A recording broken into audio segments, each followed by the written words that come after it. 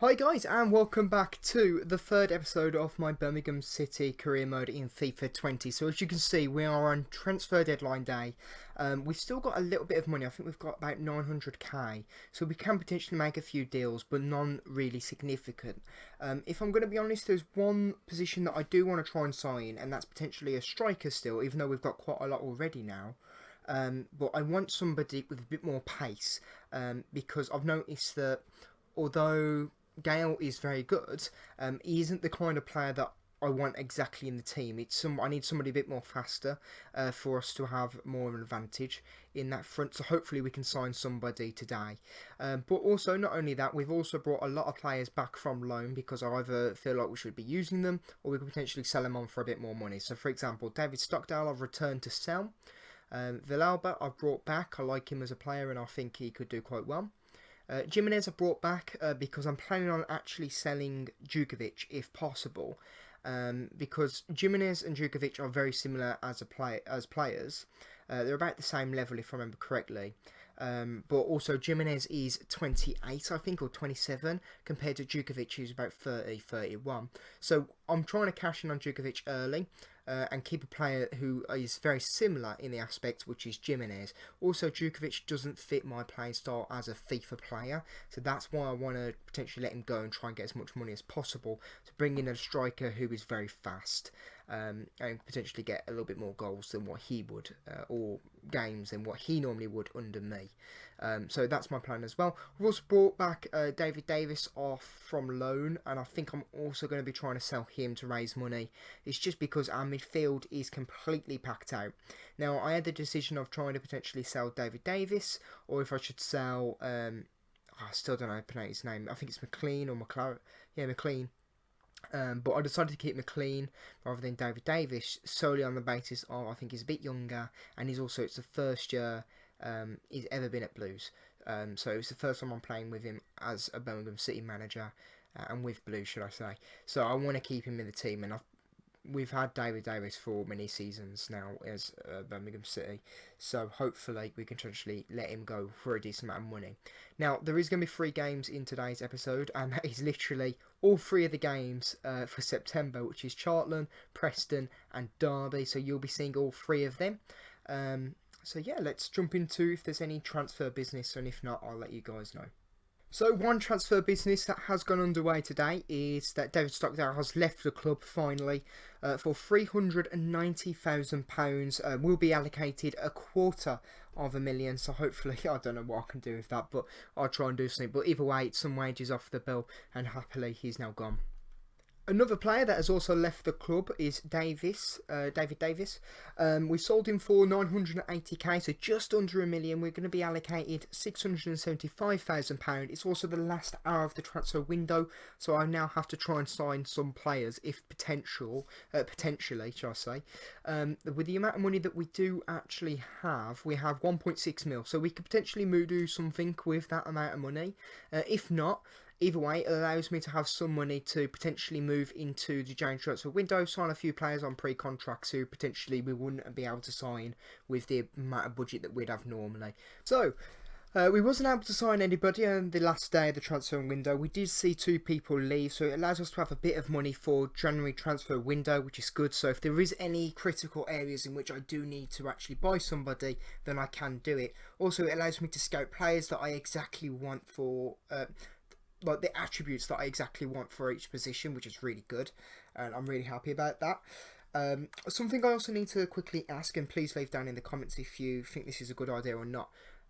Because my training is very, very similar every single time, do you guys want me to show you my training, or should I show you only when I'm going to be changing something? So, like for example, Clark Sultan could be there till 74, Crowley could be 75, Armstrong 75, Ramos 72. So once them changes, I'll show you who I change it out to, which one I'm actually doing, and then you guys can see it on that way, because I'm thinking it's potentially taking up quite a bit of time in the video, which you guys might not want to see. But if I could be completely wrong, please leave down in the comments below, and we'll just continue here. So yeah, Kyle Walker Salter's done really well in that training, but nothing new.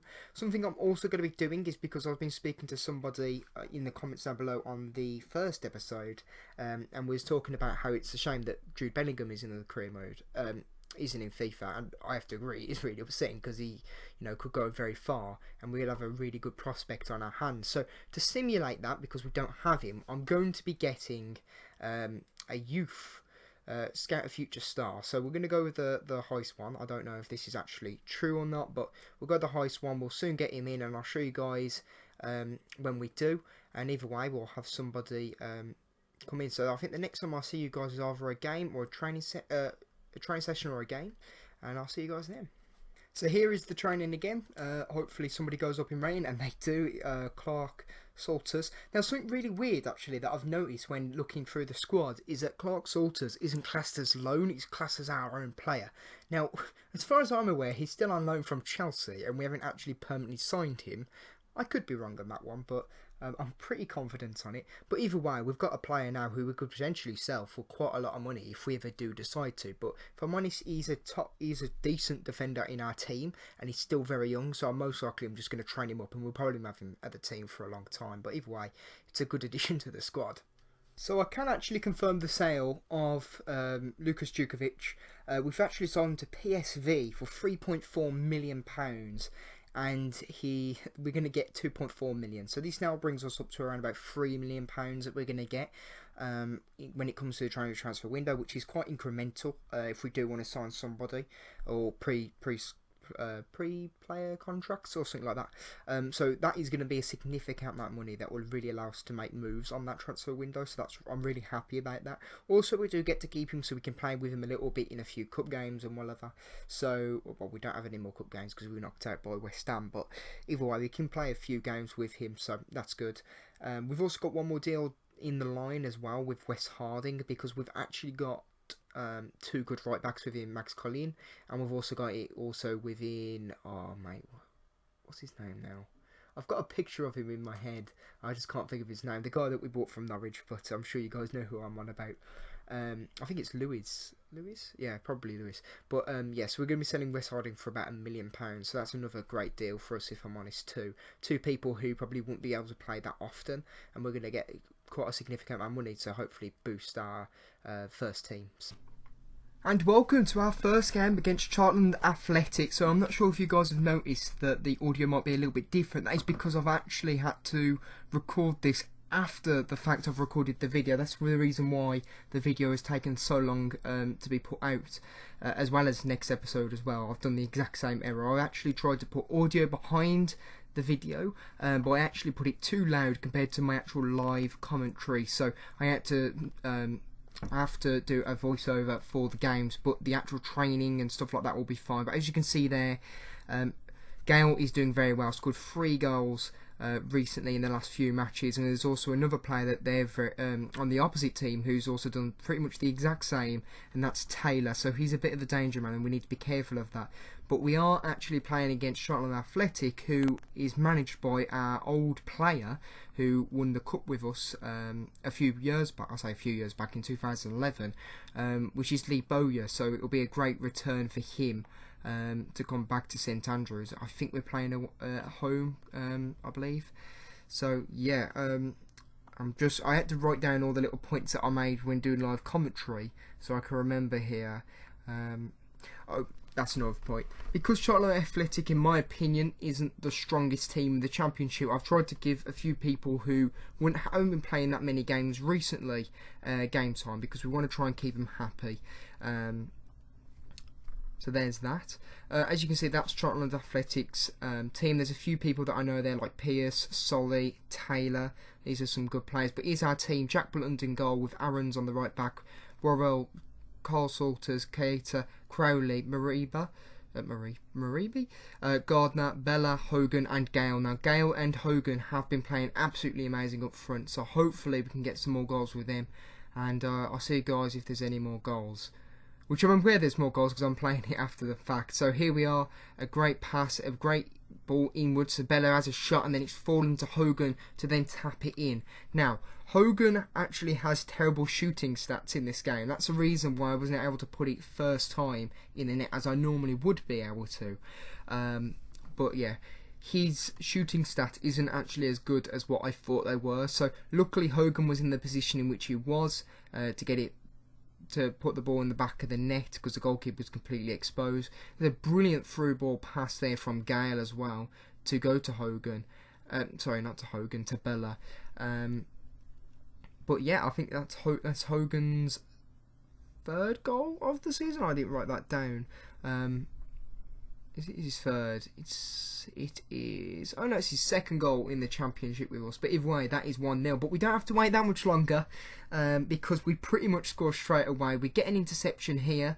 I say here now, and then we do a little bit of magic. So we pass it straight wide down to Gale, who tries to do a through ball to Gardner, which succeeds. Then back to Gale, who's left completely open, who slots it in the bottom left-hand corner of the goal. God, I'm losing my words today. It is very warm today, so I'm going to blame it down to that. But yeah, it was a great interception to start the play off, to be fair. And luckily, Gale was in a complete and utter open space. I could have carried on running there with Hogan, but I decided to probably be a better angle from Gale's perspective. And we all know that Gale can shoot from weird angles. Like, he's really good at scoring from weird angles. But yeah, a brilliant finish. It's exactly what he's been doing for the last few times. And I'm going so far to say he's definitely going to be our top goal scorer this season. He's been playing absolutely amazing under me. And that's 5 goals now in the championship, doing really well. And it now makes it 2-0. Sorry, 3-0. So here we are. Sorry, 2-0, yeah. So here's Gale, goes back from Hogan to Gale, who scores it from that awkward angle, like I just said earlier. I kind of lost track in my little notes there, but yeah, it is 3-0, and I'm not sure if you guys can notice, but we scored 3 goals in 20 minutes. So compared to the last episode where I didn't have a freaking clue what I was doing and was getting draws, and we won the last 2, I think, that I played. This one, it's quite set in. We're winning 3-0 within 20 minutes, and this is unprofessional as well, so I'm doing very well in this game for some reason. But either way, Gale was going on a little bit of a goal-scoring spree here. Now, Gardner's also been playing absolutely amazing as well in that midfield. He's been an amazing link between the defence and midfield with attack, so hopefully we can continue. But here we are with Bella. He's going through players, destroyed the right back, going through the defender, and the 3 defenders in front of him couldn't block that shot, and it allows Bella to score. Now, he's eating my own words here, even though I know he's going to score. I thought I have to say this, because somehow Bella was able to get that ball into the back of the net. I've got no idea how, because like I said, his shooting stats is terrible. When I play with him, he can't actually finish it very well either. So I ain't got a clue what happened, but he slots it perfectly at the bottom left-hand side. From that bird's eye view, you can see exactly how he's done it. And I must say, when I saw this goal coming, I was taken back because I didn't expect it at all. And it's his second goal for us in the championship. So he has got that finishing capability. It's just I don't think he's going to score that very often with me in right back. But that is how the game ends. It does end 4-0 in the end. Pretty much a brilliant display of football. We scored all our goals in the first half of the game. So, you know, that was to be expected, to be fair. Well, I was going to say to be expected. It wasn't. But, you know, 4-0, very comfortable lead. We defended very well. I think they got close near the end. But we controlled the game very well. And like I say, Gardner, probably, in my opinion, was probably one of the best players there for the link-up play between the mid and defence. But either way, that is the end of the game. So we're going to continue on with the exact same training drill. Rumps has now gone to a 68 rated, Crowley is very close to a 73 rating, and Armstrong is also very close to a 74 rated, so the team is shaping up very nicely. Also, I will have to quickly go over to the transfers, the offers, the notifications, should I say, as we have now confirmed the selling of Wes Harding to Atlanta United for £1 million. We will also get £675,000 allocated to the transfer budget for January transfer window. So this now means that we've got a significant amount for the transfer window, and it means we can sign more players. Not only that, with that victory, it did put us up to 7th place, so we're looking a lot closer to the position which we want to be in, and that is promotion contention. And welcome to the second game of today's episode against Preston North End at St Andrews. Now, Preston North End in real life are a very good team, a very strong team. However, in FIFA, I think they're a little bit underrated. So hopefully we can walk away with the 3 points here. I would expect it, as we are at home as well. Now, I was talking when I've watched the live commentary.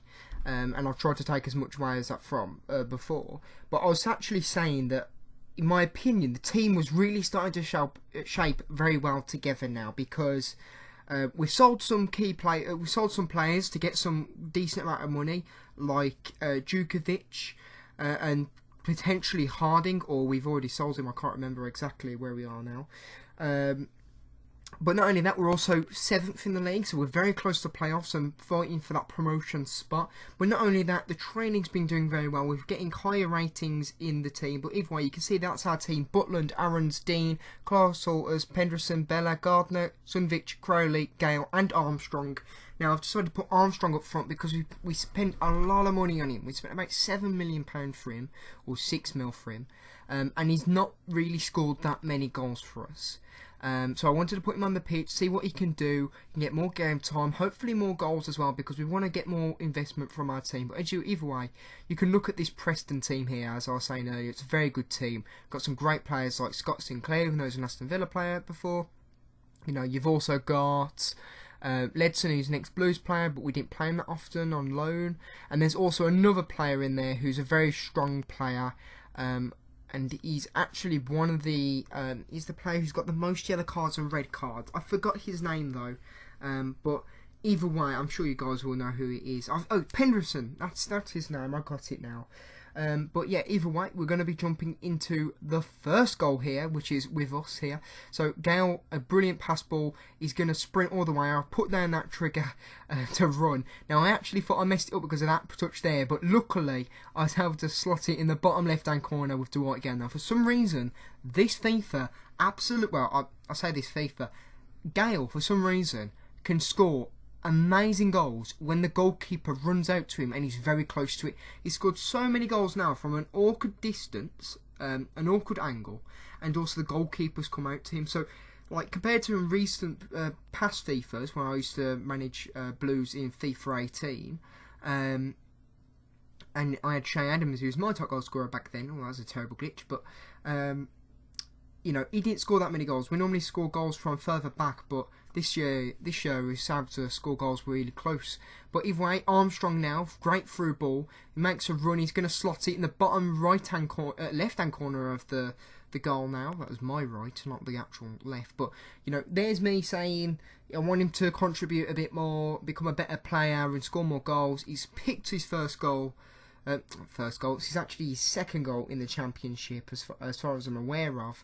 And one of the things that I was saying at the beginning of this episode is that I wanted to sign a striker because of pace reasons, and they're not playing to the strengths that I have and stuff like that. Now, since playing this episode and the next episode as well, I'm very happy with the strikers we've got. They're actually doing very well, and they do fit the style. So I don't think we need to worry too much on the striker front anymore.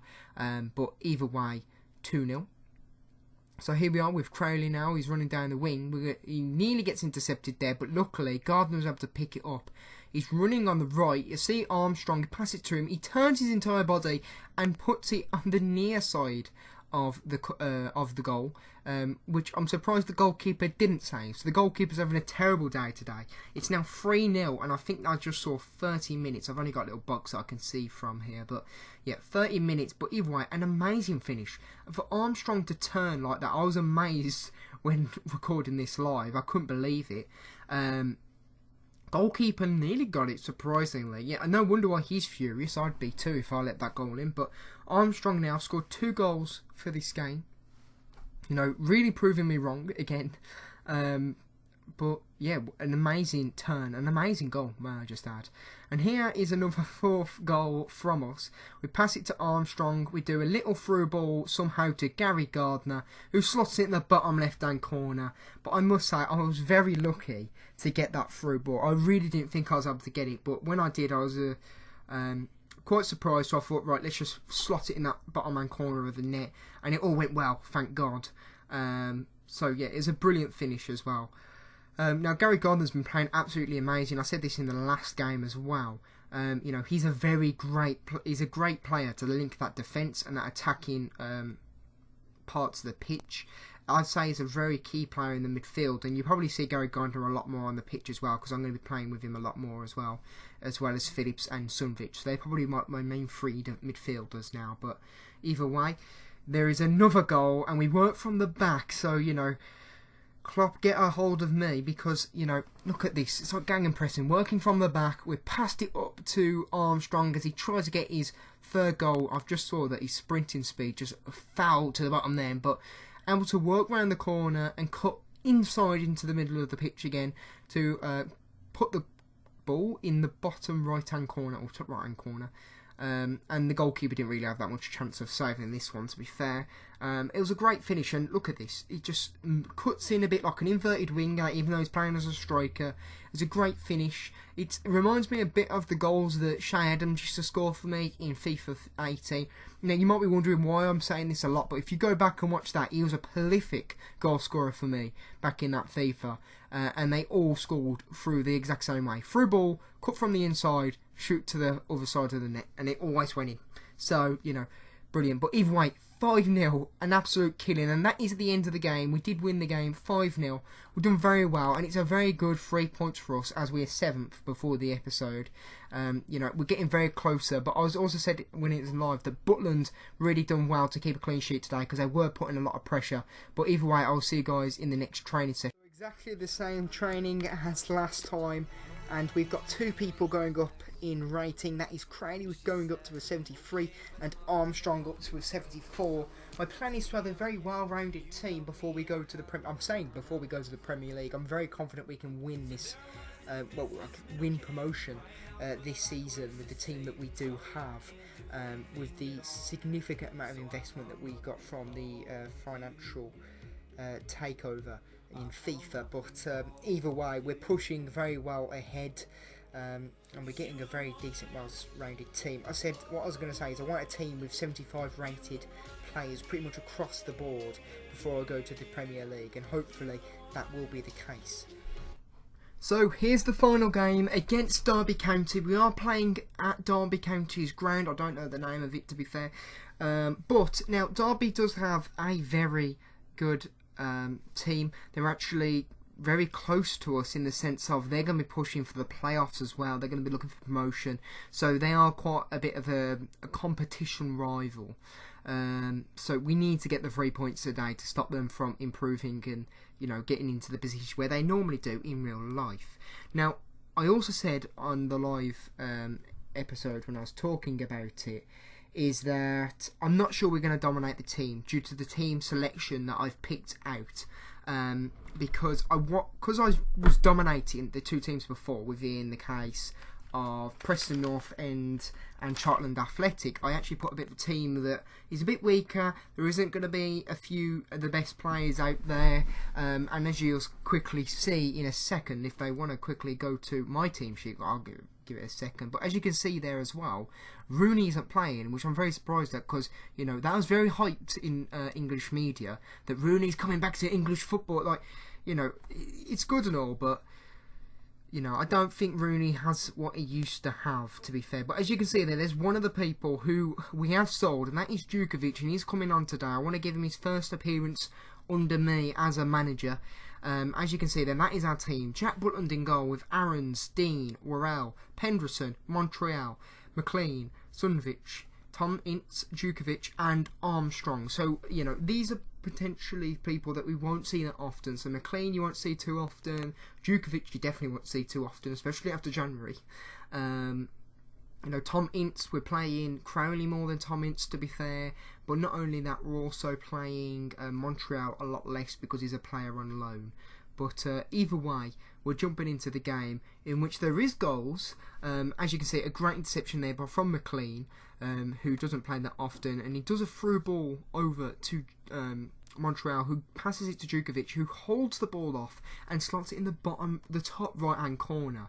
Now, I think he's trying to eat my words from earlier on in the episode, because I was saying he doesn't really fit my football style. He's very slow, but there he just proved that actually he's quite fast. But not only that, he's also got the strength of it. But, you know, for the amount of money that we've sold him for, which is 3 million or something like that, 3.5 mil. No, for a 30-year-old or a 31-year-old, 72 rated, that is not a bad deal. And I'm still not too angry about selling him.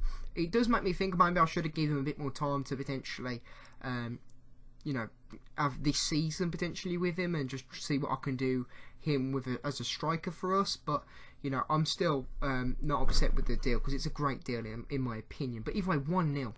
And here it is, a second goal. We passed it through to Djukovic, who actually does a through ball to Tom Ince. And can he score a goal against his former club? Of course he can. He slots it to the near side of the net. And yeah, Tom Ince there celebrating with our fans. That's what we love to see. You know, passion to... Oh, was our player just necking it off with a fan then? I don't know what just happened there. But either way, a brilliant finish. Oh, I think it actually hit off... I want to say it's Benny. Did it hit his shoe? No, it didn't. Okay, so he did slot it in the bottom right-hand corner of that bottom left-hand corner. God, I'm getting my right and left a bit mixed up here. But either way, very happy with that. And it seems to be the older players who are scoring more in this very crucial game here. With Tom Ince and Djukovic, the two people in that screen right now that you can see who have scored the goals to make it possible to make it 2-0. And also in the last few minutes we was able to get one more goal off. We passed the ball from Djukovic to Aarons, who sees Djukovic all open. We give him the ball. He tries to use a little bit of strength, pace to get off, and he was able to slot it in the bottom left-hand corner.